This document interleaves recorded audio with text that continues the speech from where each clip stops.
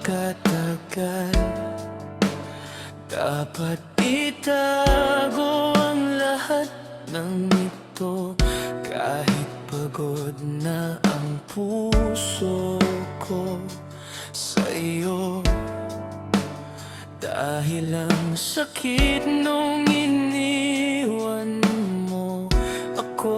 Ikaw pa rin ang mahal ko hanggang ngayon, pero hindi ko sinasabing malungkot ako. Sinasabi ko lang na hindi ako okay, dahil mahal mo ngayon na iba na.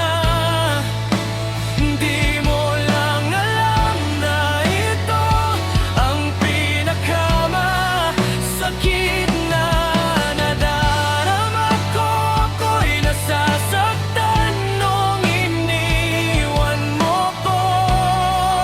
Tinis ko pa rin dahil alam kong nabigla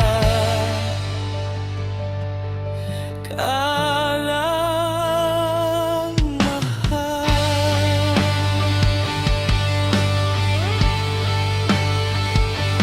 Kung pagod man ng puso ko, gusto ko sa